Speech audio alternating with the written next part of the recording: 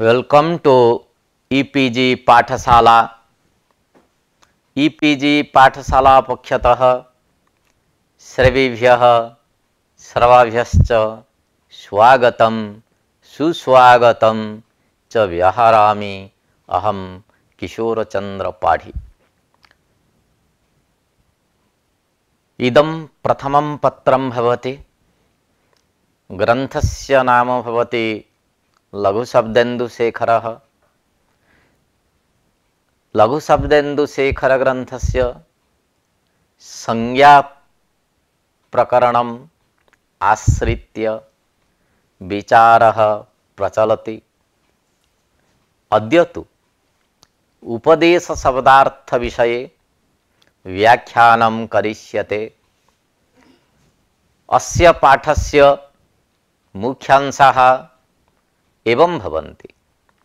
दीक्षितमते उपदेश शब्दार्थः भावघयन्तपक्षे दोष प्रदर्शनम् उद्देश्य उपदेशयोः साङ्कर्यं करणघयन्तपक्षे भाष्यकारस्य नागेशस्य च सम्मतिः करणल्युडन्तपक्षे वार्तिककारस्य अभिमतं सूत्रे उपदेशपदस्य अनुवृत्त्यभावः। अधुना उपक्रमः इत्संज्ञाविधानाय हलन्त्यमिति सूत्रं पाणिनिना प्रणीतम्। उपदेशे अन्त्यमिति स्यात् इति सूत्रार्थः। अस्य सूत्रस्य अर्थः प्रतिपादितः पूर्वपाठे, अतः अधिकं न वच्मि। अत्र सूत्रे उपदेशपदम् अनुवर्तते। तस्य अनुवर्तमानस्य उपदेशशब्दस्य को अर्थः? अस्य शब्दस्य प्रतिपादनावसरे विदुषामपि मतभेदो दरीदृश्यते। बहुषु अर्थेषु उपदेशशब्दस्य प्रयोगो दृश्यते। तद्यथा प्रदर्शनम्, अधिन्यस्तकरणं, कथनं, ज्ञापकं, दानं, स्वीकृतिः, अर्पणम्, उच्छर्गः, करप्रदानं, निर्देशः, आदेशः, अध्यापनम्, उपदेशदानम्, उल्लेखः, घोषणा, उक्तिः, नामग्रहणम्, आह्वानम्, उदिष्टकरणम्, निर्णयदानम् एवं आदिषु अर्थेषु दिशधातुः उपपूर्वक दिशधातुश्च लभ्यते। अत्र भावघयन्तः, करणघयन्तः, करणल्युडन्तः उपदेशशब्दः इति शास्त्रकारैः स्वकीयं मतं प्रदर्शितम्। आदौ सूत्रार्थः प्रतिपादितः। अधुना दीक्षितमते उपदेशशब्दार्थः विविच्यते। उपपूर्वकात् दिशधातोः भावे च इति सूत्रेण भावे अर्थे घञ् प्रत्यये उपदेश शब्दो निष्पन्न। उपदेशनम् उपदेशः इति अर्थः।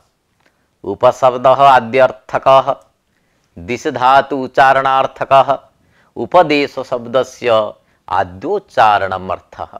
आद्यमना आद्यम् उच्चारणम् इति। अत्र यस्य कस्यापि आद्योच्चारणं न गृह्यते, किन्तु पाणिनीय प्रवर्तक आचार्याणां पाणिनि कात्यायन पतंजलिनां प्रथमोच्चारणं गृह्यते। उच्चारणे आद्यत्वञ्च अज्ञात स्वस्वरूप ज्ञापकत्वम् इति नागेशेन उक्तम्। अर्थात अज्ञातस्य स्वस्य स्वरूपस्य ज्ञापकत्वं नाम बोधकत्वं। यथा शन इति उदाहरणं। गुप्तिज किद्भ्यः सन इति। अधुना कयटमते उपदेश शब्दार्थः विविच्यते। एकाच उपदेश इति सूत्रे उच्चारणार्थकः उपदेश शब्दः स्वीकृतः कयटेन। तत्रैव सूत्रे इत्संज्ञाविधौ उच्चारणवचनः उपदेशीयर्गृह्यते इति कयटेन उक्तम्। इत्संज्ञाविधौ उच्चारणार्थकः दिस् धातुः स्वीक्रियते इति तस्य आशयः। अत्र आद्यत्वरूप अर्थः न लब्धः। परन्तु आदे च उपदेश इति सूत्रे प्रदीपे येषां स्वरूप ज्ञापनाय अपूर्वम् उच्चारणं तेषामेव उपदेश व्यवहारः इति कयटेन प्रतिपादितम्। अत्र तु उपदेश शब्दस्य आद्योच्चारण रूप अर्थः प्रदर्शितः। उच्चारणं बोधानुकूल शब्द प्रयोगः। ज्ञानं किंचित विषयम् अवलम्ब्य एव भवति। यथा च बोधानंतर निरूपित विषयता निरूपक बोधानुकूलः शब्द प्रयोगः आद्य उच्चारणम्। उपदेश शब्दस्य आद्य उच्चारणार्थे भाष्य प्रमाणम् अधुना उपस्थाप्यते। आदे च उपदेश अशीति सूत्रे भाष्ये उद्देशश्च प्रातिपदिकानां नोपदेशः इति उक्तम्। अत्र उद्देश्य उपदेशयोः भिन्नत्वं सूचितम्। गुणैः प्रापणम् उद्देशः। गुणैः नाम साधारण धर्मैः प्रापणं प्रतिपादनम् उद्देशः अर्थात साधारण प्रसिद्ध धर्मैः कथनम् उद्देशः। अनेन भाष्येण अपूर्व उच्चारणम् उपदेश इत्यर्थः संगच्छते। उपदेशे अजनुनासिक इति सूत्रे भाष्येपि प्रत्यक्षम् आख्यानम् उपदेशः इति उक्तम्। अर्थात साक्षात् कथनम् उपदेशः। यथा कश्चित् कर्णं गृहीत्वा अयं ते गहुः इति प्रतिपादयति, एवं गुप्तिज किद्भ्यः सन इत्यत्र सन प्रत्यय उच्चारणे संत्व प्रकारकं प्रत्यक्षं श्रोतेन्द्रियेण जायते। अतः सन प्रत्यय उपदेश व्यवहारः संगच्छते।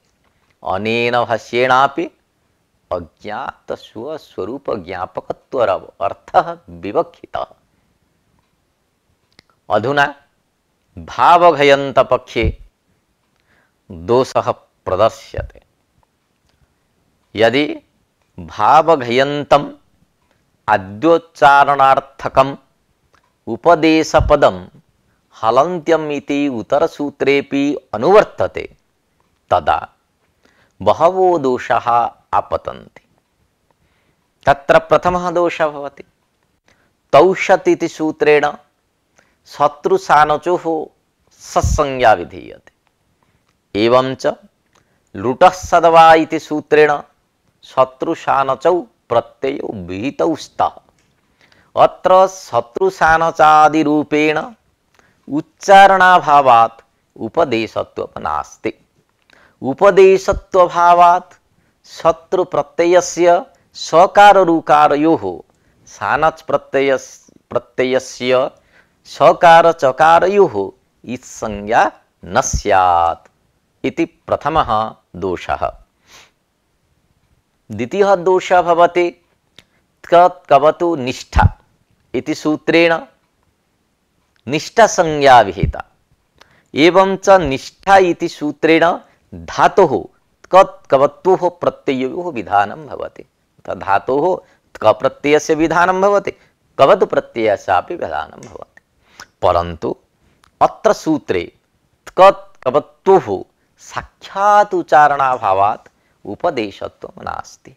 तेन तयोः अवयवानाम् इत्वं न प्राप्नोति। एवं च तृतीयः दोषः भवति राजपूर्वकात् सुधातोः राजसूय सूर्य मृषोद्य इति सूत्रेण क्य प्रत्यये निपातनात् राजसूय शब्दः निष्पन्नः।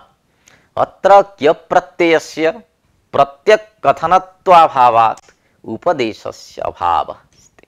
तथा च क्य प्रत्ययस्य पकारस्य इत्संज्ञा न स्यात्। एवं च चित्य इत्यत्र अनुमीत क्यवादीनां पकारस्य इत्संज्ञापि न प्राप्नोति। राजसूय शब्दे क्यपः उच्चारणार्थत्वम् अस्ति इति शंका उत्थाप्यते। राजसूय शब्द साधकस्य अनुमीयमानवचनस्य प्रत्ययस्य अनुच्चारणेपि बदः सुपि क्यप्च इति सूत्रे क्यप् प्रत्ययः उच्चारितः। अतः तत्र उपदेशात् इत्वं सिद्धम् इति शंका आगच्छति। अस्याः शंकायाः समाधानम् इत्थं भवति यत् वस्तुतः बदः सुपि क्यप्च इति सूत्रे उच्चारितः क्यप् प्रत्ययः न एतत् संबंधी। अर्थात राजपूर्वक सुधातुतरत्व विशिष्टस्य क्यप् प्रत्ययस्य बोधको न भवति, किंतु बदधातुतरत्व विशिष्टस्य क्यप् प्रत्ययस्य एव बोधकः। अतः राजसूय इत्यत्र क्यपः उच्चारणाभावात् उपदेशत्वं नास्ति। राजसूय शब्दे क्यपः उच्चारणार्थत्वम् अस्ति इति शंका उत्थाप्यते। एकसंबंधिनः अन्यसंबंधित्व अनभ्युपगमो भाष्येऽपि प्रतिपादितः। तस्यापत्यम् अतय्य इति एकमेव सूत्रमस्तु इति भाष्यकारैः आशंकितम्। तस्यापत्यम् इति एकं सूत्रम्, अतय्य इति अपरं सूत्रम् अस्ति, किन्तु अत्र तस्यापत्यम् अतय्य इति एकमेव सूत्रम् अस्तु। एवं च उपगु शब्दात् तस्य इदम् इति सूत्रेण अपत्यार्थे अण प्रत्यये औपगमः इति रूपं सिद्धं भवति। अतः तस्यापत्यम् अतय्य इति पृथक् सूत्रं किमर्थमिति जिज्ञासायाम् अन्य शब्द संबद्ध अपत्यार्थस्य अनुक्त रूप शेषत्वमुक्तं भाष्ये। अनेन भाष्येण एक संबंधिनः अन्य संबंधिता न भवति इति सूच्यते। उपदेशे अचिति सूत्रे उपदेश शब्दस्य आद्य उच्चारणार्थ स्वीकारे दोषाः न सन्ति। अधुना उद्देश्य उपदेशयोः साङ्कर्यं विवेच्यते। उपदेशे अचिति सूत्रेण उद्देश्यस्यापि ग्रहणं वक्तव्यम् इति भाष्ये आशंकितम्। अर्थात् गुणैः प्रापितस्यापि ग्रहणं कर्तव्यम्। तेन शत्रुसानजादीनाम् इत्संज्ञा स्यात्। इतः पूर्वम् अस्माभिः दोषः प्रदर्शितः यत् शत्रुसानजादीनाम् इत्संज्ञा न प्राप्नोति। आद्योच्चारणत्वभावात् अक्तप्रत्ययस्य कवतु प्रत्ययस्य च अवयवानाम् इस संज्ञा न प्राप्नोति उपदेशत्वभावातिति यदि उपदेशे अजनुनासिक इति सूत्रे उपदेशपदेन उद्देश्यस्यापि ग्रहणं स्यात् तर्हि अत्रापि संज्ञा स्यात्। तो ही गुणे ही प्रापितस्य तवतु इत्यादि प्रत्ययस्य इस संज्ञा स्यात्। लोक व्यवहारेणापि उद्देश्य उपदेशयोः संकीर्णत्वं दृश्यते। यथा यदि कश्चन मार्ग विषयकं प्रश्नं करोति उदिष्ट मे अनुवाक इति अमुस्मिन् अवकाशे हस्त दक्षिणो ग्राह्यः इति एवं आदि गुणैः उत्तरिते उपदिष्ट मे पंथा इति व्यवहारो दृश्यते। ततः वार्तिककारस्य मते उपदेश शब्दार्थः उपस्थाप्यते। उपदेशपदे उद्देश उपदेशयोः उभयोः संग्रहे अभ्र आ अपः इत्यत्रापि इत संज्ञा प्राप्नोति। शत्रु सानजादीनां क्यवादीनां यथा इत संज्ञा स्यात् अभ्र आ अपः इत्यत्र इस संज्ञायाः व्यावृतिः स्यात् तदर्थं कश्चन यत्नः करणीयः।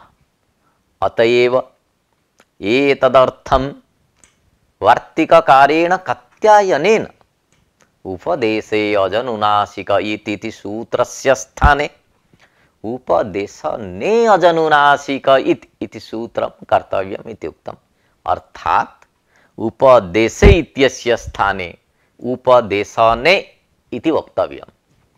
वार्तिककारस्य मते उपदिश्यते अनेन इति व्युत्पत्त्या करणे अर्थे ल्युट् प्रत्यये उपदेशनम् इति पदं निष्पन्नम्। उपदेशनम् इत्यस्य अर्थो भवति शास्त्रम्। अतः शास्त्ररूपः अर्थः कात्यायनेन अंगीकृतः। ततः भाष्यकारस्य मते उपदेश शब्दार्थः विविच्यते। उपदिश्यते अनेन इति व्युत्पत्त्या करणे अर्थे बाहुलकात् घञ् प्रत्यये उपदेश शब्दः निष्पद्यते। उपदेश शब्दस्य अर्थो भवति शास्त्रम्। वार्तिककार भाष्यकारयोः लक्ष्यं तु एकमेव। वार्तिककारस्य मते शास्त्ररूपः अर्थः, भाष्यकारस्य मतेपि शास्त्ररूपः अर्थः। अतएव लक्ष्यमेकं मार्गस्तु भिन्नः। उभाभ्यां शास्त्ररूपः अर्थः स्वीकृतः। उभयोः मते उपदिश्यते अनेन इति एका एव व्युत्पत्तिः। करणे अर्थे ल्युट् प्रत्ययो विहितः वार्तिककृतः, परन्तु करणे अर्थे घञ् प्रत्ययः कृतः भाष्यकृतः। करणे अर्थे घञ् प्रत्ययस्य विधानाय किमपि पाणिनिसूत्रं न वर्तते। अतः ल्युट् प्रत्ययः कृतः कात्यायनेन। एवं च उपदेशपदस्य स्थाने उपदेशनम् इति न्यासः कृतः। परन्तु बाहुलकात् घञ् प्रत्यये कर्णघयन्तेन उपदेश शब्देन शास्त्ररूपम् अर्थं विधाय वार्तिकं प्रत्याख्यातं भाष्यकृता। ततः नागेशमते उपदेश शब्दार्थः आलोच्यते। नागेशः भाष्यकारस्य मतम् अनुसरति। तस्य मते कर्णघयन्तः उपदेश शब्दः तस्यापि शास्त्रमर्थः। शास्त्रपदेन केषां ग्रहणम् इति जिज्ञासायां नागेशेन भाष्यवचनम् उद्धृतम्। तथा हि शास्त्रपदेन प्रयोग शासन करणभूत धातु प्रातिपदिक प्रत्यय निपात आगम आदेश हलन्त्यम सूत्रे व्यवसित पदार्थत्वेन भाष्ये उक्तः गृह्यन्ते। शास्त्रपदेन प्रयोगाणां यैः शासनं भवति तेषां व्यवसितानाम् अन्त्यं गृह्यते। ते च प्रयोगाणां साध्वनुशासने करणभूताः भवन्ति न तु परिनिष्ठिताः। ते च धातु प्रातिपदिक प्रत्यय निपात आगमादेशाः व्यवसित पदेन भाष्ये उक्ताः। नागेशमते तत्र एतेषां व्यवसितानाम् उदाहरणं दीयते। धातोः उदाहरणं डुक्रुयत्, प्रातिपदिकस्य उदाहरणं नदट्, प्रत्ययस्य उदाहरणम् अण्, निपातस्य उदाहरणम् आङ्, आगमस्य उदाहरणं धूट्, आदेशस्य उदाहरणम् इस् इति। अतः अभ्र आ अपः इत्यत्र इस् संज्ञा न भवति। तस्य आ इत्यस्य परिनिष्ठितत्वात् साधुत्व अन्वाख्याने न करणभूतत्वम् अपितु परिनिष्ठितत्वम् एव। भावघयन्त उपदेश शब्दस्य हलन्त्यं सूत्रे अनुवृत्तौ दोषः आपतति। अधुना दोषः प्रदर्श्यते। उपदेशे अजनुनासिक इति सूत्रात् हलन्त्यं सूत्रं प्रति उपदेशपदम् अनुवर्तते। यदि पूर्वसूत्रे उपदेशपदं भावघयन्तं स्यात् अत्रापि हलन्त्यं सूत्रे अनुवर्तमानम् उपदेशपदं भावघयन्तं स्यात्। भावघयन्त पदस्य अनुवृत्तौ भवतः ठक्ससौ इति सूत्रेण विहितस्य ठक् प्रत्ययस्य अवयवभूतस्य ककारस्य इत्संज्ञा न स्यात्। यतोहि परवर्णस्य दकारस्य सत्वात् ककारस्य अन्त्यत्वं नास्ति। पाणिनिना एकं सूत्रं प्रणीतं भवतः ठक्ससौ। अनेन सूत्रेण प्रत्यय द्वयं विहितं। ठक् इति एकः प्रत्ययः, सस् इति अपरः प्रत्ययः। तत्र ठक् प्रत्ययस्य ककारस्य संज्ञा भवति, सस् प्रत्ययस्य सकारस्य संज्ञा भवति। किन्तु भवतः ठक्ससौ इति सूत्रस्य उच्चारणवेलायां ककारस्य अन्त्यत्वं नास्ति। यदि अन्त्यत्वं नास्ति तर्हि हलन्त्यम् इत्यनेन सूत्रेण ककारस्य इस् संज्ञा न स्यात् इति एकः दोषः। उपदेशे अन्त्यम् इत्यर्थे किं निरूपितम् अन्त्यत्वं विवक्षितम् इति मनसि जिज्ञासा उदेति। तत्र उपदिश्यमान समुदाय निरूपितम् अन्त्यत्वं स्वीकरणीयम्, तथा च उपदिश्यमान समुदायः ठक् सस् इति तस्य अन्त्यः न ककारः। एवं च अन्त्यत्वाभावात् ककारस्य इस्संज्ञापत्तिरूपः दोषः अत्र प्रसज्यते इति नागेशेन प्रतिपादितम्। अपरः अपि दोषः आगच्छति। यदि उपदेशे प्रत्ययत्वादि विशिष्टस्य समुदायस्य अन्त्यस्य इत्संज्ञा भवति इति स्वीक्रियते तदा प्रत्ययत्व विशिष्टः ठक् भवति तस्य अन्त्यस्य ककारस्य इत्संज्ञा सिद्ध। अत्र दोषः नास्ति इति शंका उदेति। वस्तुतः तादृशार्थ स्वीकारे हलन्त्यं सूत्रे उपदेश पदस्य अनुवृत्तिः व्यर्था स्यात् फलाभावात्। सूत्रे अन्त्यग्रहण सामर्थ्यात् एव यत्किंचित् समुदाय अन्त्यत्वस्य निराशो भवेत् तेन प्रत्ययत्वादि विशिष्टस्य अन्त्यस्य स्वतः लाभात् तदर्थम् उपदेशपदस्य अनुवर्तनं व्यर्थं स्यात्। सूत्रे उपदेशपदस्य अनुवृत्तिः न भवति इति नागेशस्य मतम्। अधुना एतद् विविच्यते। हलन्त्यं सूत्रे उपदेशपद अनुवृत्तिः प्रयोजनरहिता।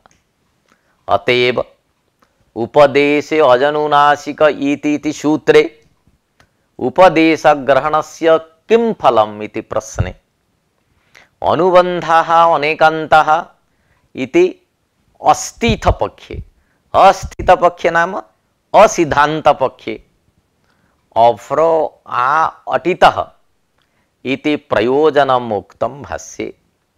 अर्थात अटितः इत्यत्र ईट निषेध अभाव रूपं फलं प्रदर्शितम्, किंतु हलन्त्यं सूत्रे अनुवृत्त्यर्थम् उत्तरार्थम् इति नोक्तम्।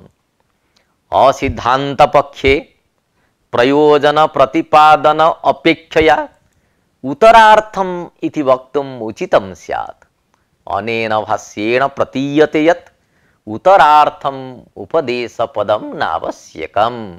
उत अतः हलन्त्यं सूत्रे उपदेशपदस्य अनुवर्तनस्य किमपि फलं नास्ति इति नागेशेन प्रतिपादितम्।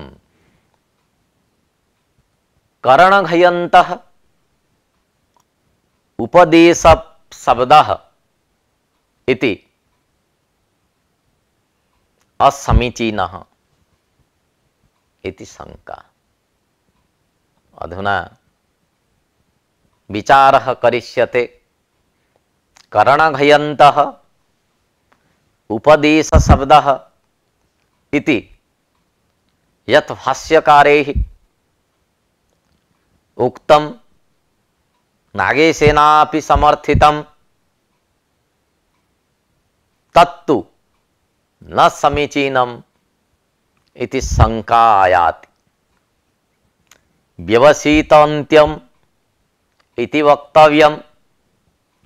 के पुनः व्यवसिताः धातु प्रातिपदिक प्रत्यय निपात आगम आदेशाः इति हलन्त्यं सूत्रे वार्तिकं वर्तते। भावघयन्त पक्षे आद्योच्चारणं विद्यमानम् अन्त्यमित्यर्थः उपपद्यते। तथा च उच्चारणान्त्यम् इति आश्रयितुं न शक्यते। अतः यत्किंचित् समुदायस्य ग्रहणे प्राप्ते तद् वारणाय व्यवसित अन्त्यम् इति वार्तिकं युज्यते। व्यवसितत्वं धातुत्वादिना धर्मेण परिच्छिन्नत्वम् अर्थात विशिष्टत्वम् इति अर्थः। परंतु करणघयन्त पक्षे उपदेशपदेन प्रयोग शासन करणभूतानां धातु प्रत्ययादीनां ग्रहणं भवति।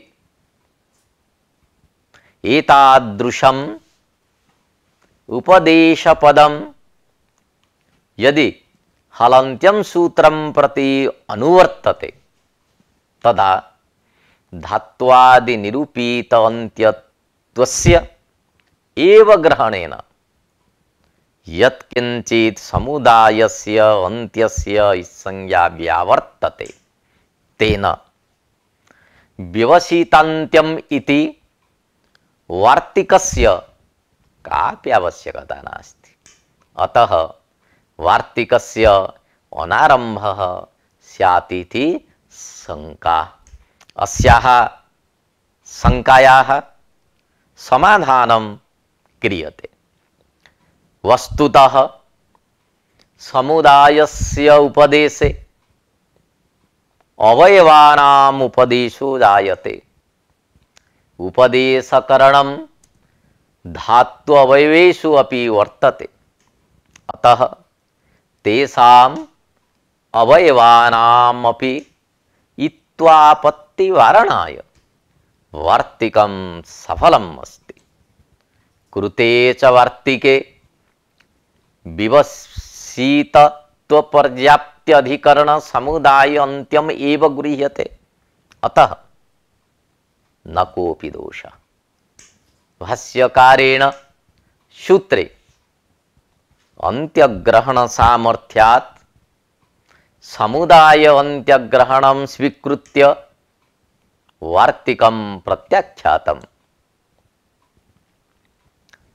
अधुना अनुबंधरहितानां धातुत्वे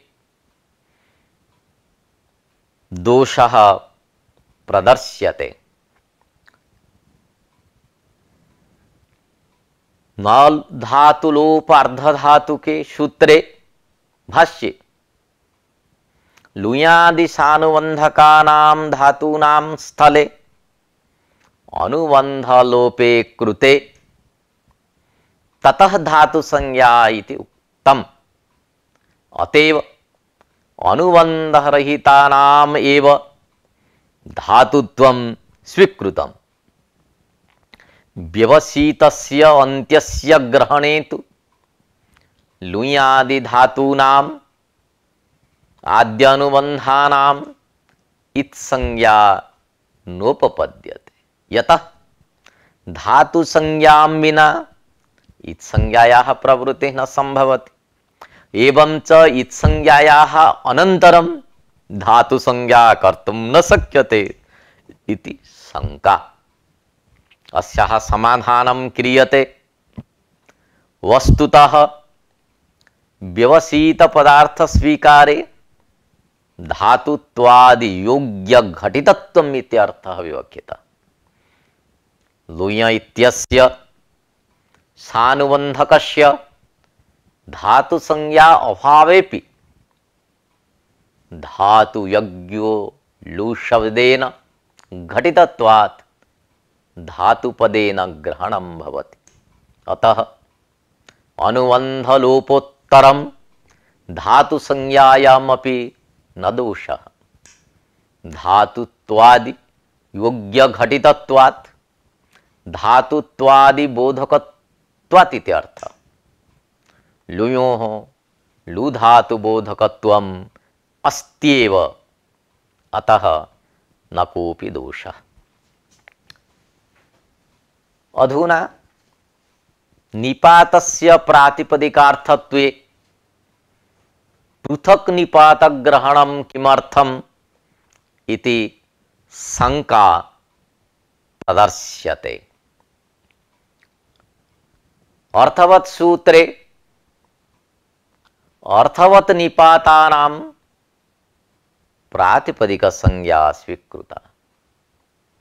कृत्तधित सूत्रे अनर्थकानां निपातानामपि प्रातिपदिक संज्ञा प्रतिपादिता। अतः निपातानां प्रातिपदिक ग्रहणात् व्यवसितन्त्यपदेन पृथक् रूपेण निपातोच्चारणं किमर्थम् इति शङ्का। अत्र व्यवसित अन्त्यपदेन प्रातिपदिक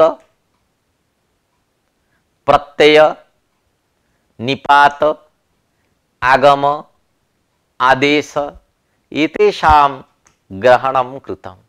तत्र प्रातिपदिकपदस्य उच्चारणं कृतम् एवं च निपातस्यापि ग्रहणं कृतं। यदि प्रातिपदिकपदेन निपातस्य ग्रहणं भवति तर्हि पुनरपि निपातग्रहणं किमर्थम् इति शङ्का याति। यतोपि निपातोपि प्रातिपदिकं भवति।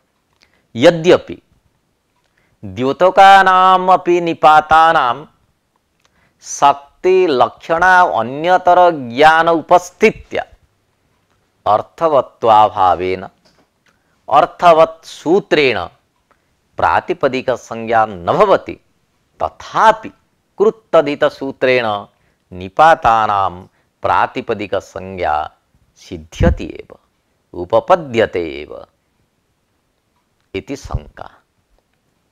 अधुना समाधानं क्रियते। वस्तुतः निपात ग्रहणाभावे न कश्चन दोषः। प्रपंचार्थमेव निपात पदस्य उपादानं कृतं। ब्राह्मण वसिष्ठ न्यायेन निपात पदस्य पृथक् ग्रहणम् इति नागेशस्य मतम्। ब्राह्मण वसिष्ठ न्यायस्य अयमेव अभिप्रायो यत् ब्राह्मणम् आनय इति उक्ते ब्राह्मणान्तर्गतत्वेन वसिष्ठं मानेतुं शक्यते। परन्तु यथा ब्राह्मणं वसिष्ठं च आनय इति उक्ते ब्राह्मणपदात् पृथक् वसिष्ठपदम् उच्चारितं, तथैव अत्रापि प्रातिपदिकार्थ अन्तर्गतत्वेन निपातस्य बोधो भवति। तथापि निपातपदस्य पृथक् उपादानं कृतम्। उच्चारणार्थकस्य उपदेशपदस्य अनुवृत्ति अभावः प्रदर्शितः नागेशेन। अधुना विविच्यते तत्। करणघयन्तस्य उपदेशस्य ग्रहणे उदस्वितीति प्रातिपदिकत्वात् तस्य अन्त्यस्य तकारस्य इत्संज्ञा प्राप्नोति। अतः इत्संज्ञावारणाय प्रातिपदिकानां प्रतिषेधः अकृत्तधितान्तानाम् इति वार्तिकं पठितम्। उदस्वित् इति अव्युत्पन्नं प्रातिपदिकम् इति कयटो वदति। एवं च कृदन्त तधितान्तत्वयोः अभावात् अकृत्तधितान्तत्वेन प्रातिपदिकत्वेन इत्संज्ञा निषिध्यते। यदि उदकेन स्वयति वर्धते इति व्युत्पत्त्या सुई धातोः कोई प्रत्यये उदस्वित् शब्दः निष्पन्नः तदापि इत्संज्ञा न भवति। उदस्वित् तक्रम् इति अर्थः। न श्रवणं यस्य तत् अश्रवणम्, अश्रवणं च कृत्तधितम् इति अकृत्तधितम्। तदन्तानां प्रातिपदिकानाम् अन्त्यस्य न इत्संज्ञा इति वार्तिकार्थः स्वीकरणीयः। तेन कोई प्रत्ययस्य लोपेन अश्रूयमाण कृदन्तत्वात् प्रातिपदिकत्वात् च इत्संज्ञायाः प्रतिषेधः। एवं च कुंभकारः इत्यत्र अकारस्य श्रूयमाणत्वात् णकारस्य इत्संज्ञा भवति। कुंभं करोति इति विग्रहे कुंभ उपपदात् कृ धातुः अण् प्रत्ययः भवति। अत्र अण् प्रत्ययस्य णकारस्य इत्संज्ञा भवति, किन्तु अकारः श्रूयते। किन्तु उदस्वित् इत्यत्र यः कुय् प्रत्ययः, कुय् प्रत्ययस्य सर्वपहारः भवति, न किमपि अवशिष्यते। अतः तत्र अश्रूयमाणं भवति। प्रयोजनाभावात् वार्तिकमिदं भाष्यकृता प्रत्याख्यातम्। यदि हलन्त्यमित्यत्र भावघयन्त उपदेश पदस्य अनुवृत्तिः स्यात् तदा उपदेशाभावात् प्रातिपदिकानाम् इत्वप्राप्तिरेव नास्ति। तदर्थं प्रातिपदिकानाम् इति वार्तिकस्य आरम्भः विफलः स्यात्।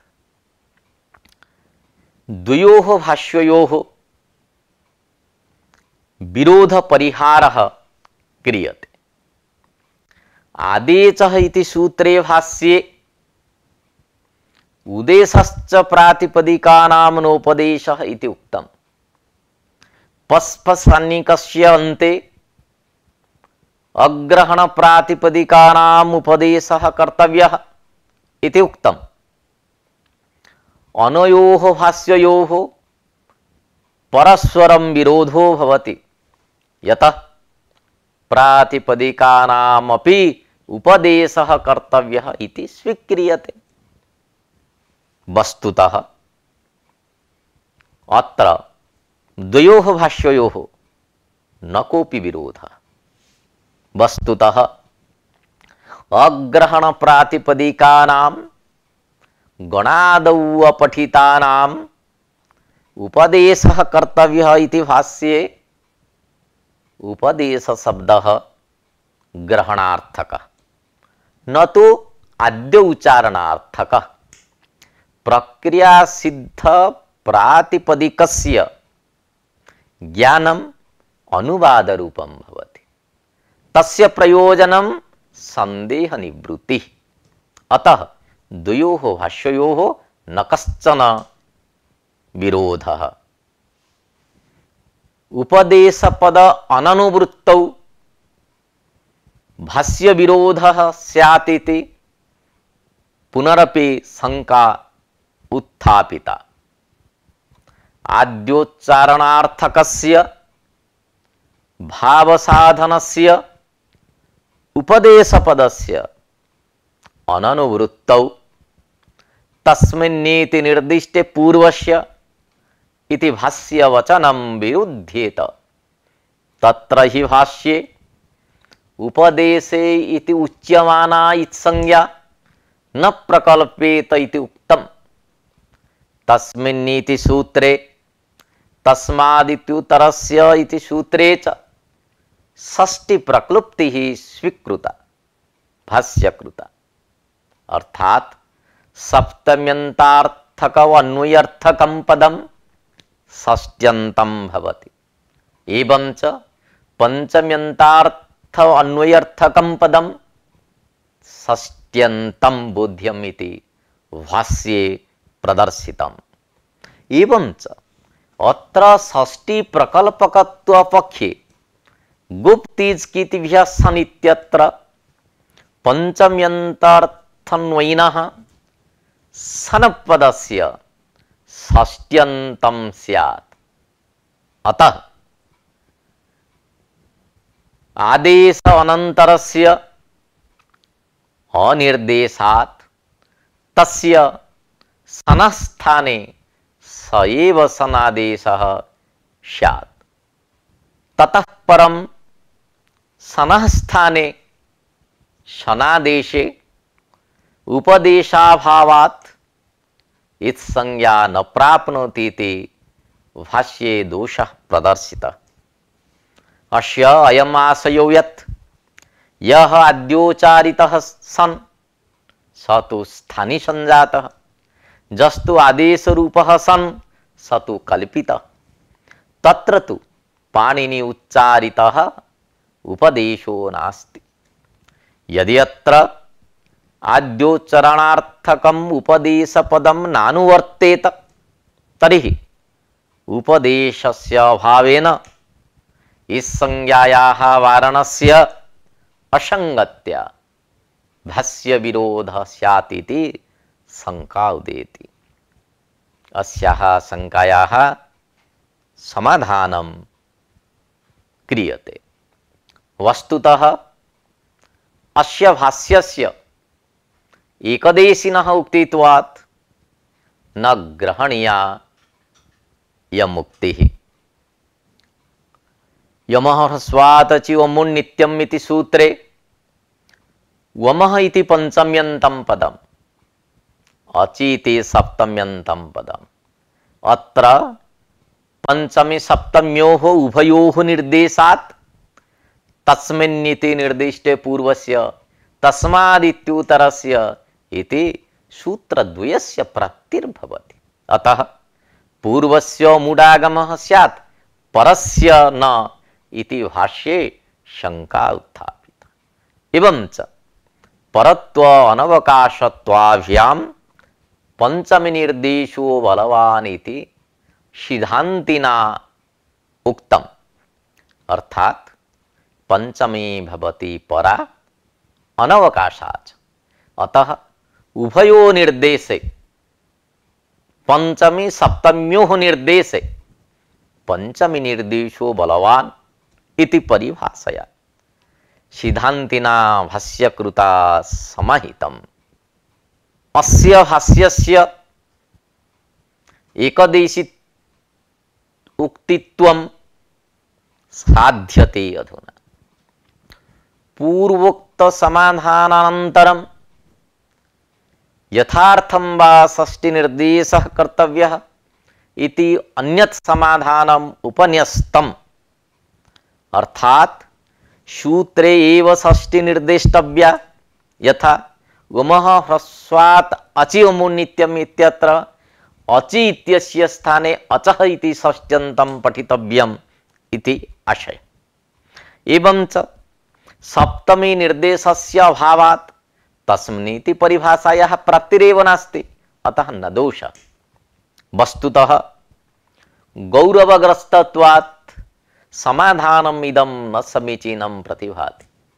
यतः इतोऽत् सर्वनामस्थाने इति सूत्रात् सर्वनामस्थाने इति पदं गोतोणीति इति सूत्रं प्रति अनुवर्तते। एवं च वमः ह्रस्वाद् अचि इति सूत्रे अचि इति सप्तमी निर्देशस्य ऊञ्च पदे इत्यत्र आवश्यकता अस्ति। अतः षष्ठी सप्तमी इति उभयो निर्देशे गौरवं स्यात्। अतः एषा एकदेशिनः उक्तिः। अन्या एकदेशी उक्तिः उपस्थाप्यते। अन्येन एकदेशिना उक्तं षष्ठी प्रकल्पकत्व पक्षेपि दोषो नास्ति। कृते आदेशे यदि संज्ञा प्रवर्तेत तदा उपदेश अभावात् इस संज्ञायाः प्रवृत्तिः न संभाव्यते। परंतु इस संज्ञा लोपाभ्याम अनंतरम आदेशो विधीयते। अतः न दोष। उपदेश कालोत्तरमेव इस संज्ञायाः विधानं भवति। उपदेशाभावात् न संज्ञा इति उक्तिः व्याहता। एतत् सर्वम् एकदेशी मतम्। भाष्ये समाधानान्तरं प्रदर्शितम्। तज्जथा अथवा नानुत्पन्ने शनि प्रक्लुप्त्या भवितव्यम् इति उक्तम्। यदा च उत्पन्नः सन् तदा कृतसामर्थ्या पंचमीति प्रक्लुप्तिः न भविष्यति इति समाधानान्तरं भाष्ये उक्तम्। अन्यापि एका एकदेशी उक्तिः वर्तते। हलन्त्यं सूत्रे उपदेशपदं नानुवर्तते इति मत्वा इदं समाधानं प्रदत्तम्। सन् प्रत्यये कृते सति तस्य षष्ट्यन्तत्वं कल्प्यते न तु अनुत्पन्ने सनि। सनः उत्पत्ति अनन्तरम् अव्यवहिततरोत्व विशिष्टस्य सनः उत्पादने पंचमी सफला जाता। अतः षष्ठी प्रकल्पकत्वस्य आवश्यकता नास्ति। तस्मात् उपदेशपदस्य अभावे न दोषः। उपदेशे अजनुनासिकः इति इति सूत्रस्य भाष्यम् एतद् सूत्रार्थस्य निर्णये प्रवृत्तम्। अतः अस्य भाष्यस्य अनुरोधेन उपदेशपदस्य हलन्त्यं सूत्रे अनुवृत्ति कल्पना असंगता स्यात्। एवं च आद्योच्चारणार्थत्वमपि तस्य न सिद्ध्यति इति सिद्धान्तः। अयूण सूत्राणाम् अन्त्यवर्णानाम् इत्संज्ञा साधन उपायः अधुना प्रदर्श्यते। हलन्त्यं सूत्रे व्यवसित अन्त्यग्रहणे धातु प्रातिपदिक निपात प्रत्यय आगम आदेशानाम् एव ग्रहणं भवति। येषु अयूण इत्यादीनां माहेश्वर सूत्राणाम् अंतर्भावो न भवति। अतः येषाम् अन्त्यानां णकारादीनां कथम् इत्संज्ञा स्यात् इति शंका जागर्ते। वस्तुतः अयूण इत्यादीनामपि क्रमबोधकत्वेन अर्थवत्वात् प्रातिपदिकत्वम् इति नागेशेन उक्तम्। अर्थात येषां क्रमवत् वर्णबोधकत्वेन अर्थवत्वम् अस्ति। अतः येषाम् अयूण इत्यादीनां प्रातिपदिकत्वं समागतम्। अतः णकारादिषु अनुबन्धेषु प्रातिपदिक निरूपित अन्त्यत्वस्य विद्यमानात् इत्संज्ञा प्रवर्तते। एवं च चित्रं चोहकु इत्यत्र चूकु इत्यस्यापि प्रातिपदिकत्वम् अस्ति। इत्थम् उपदेश शब्दार्थ विषये विचारः संजातः। अधुना अस्य पाठ्यस्य सारांशः उपस्थाप्यते। लिखितमते उपदेश शब्दः भावसाधन, उपदेशनम् उपदेशः इति। उपसर्गात् दिश धातुः भावे अर्थे घञ् प्रत्ययः, तस्य आद्योच्चारणम् अर्थः। अज्ञात स्वस्वरूप ज्ञापकत्वम् आद्यत्वम्। आद्योच्चारणार्थकः उपदेश शब्दः कयटेन स्वीकृतः। भावघयन्त पक्षे शत्रुसानकवतु प्रत्ययानाम् अन्त्य अवयवानां न इत्संज्ञा। प्रत्यक्षम् आख्यानम् उपदेशः गुणैः प्रापणम् उद्देश्य। वार्तिककारस्य मते उपदेशपदस्य स्थाने उपदेशने इति वक्तव्यम्। उपपूर्वकात् दिश धातोः करणे अर्थे ल्युट् प्रत्यये उपदेशनम् इति पदं निष्पन्नम्। उपदिश्यते अनेन इति व्युत्पत्त्या उपदेशनम् इति। उपदेशनम् शास्त्रम्। भाष्यकारस्य मते उपपूर्वकात् दिश धातोः करणे अर्थे बाहुलकात् घञ् प्रत्यये उपदेश शब्दः निष्पन्नः। उपदिश्यते अनेन इति उपदेशः। उपदेशः नाम शास्त्रम्। नागेशेनापि कर्णघयन्तः उपदेश शब्दः स्वीकृतः। हलन्त्यं सूत्रे उपदेशपदस्य अनुवृत्तिः नावश्यकी इति नागेशस्य सिद्धान्तः।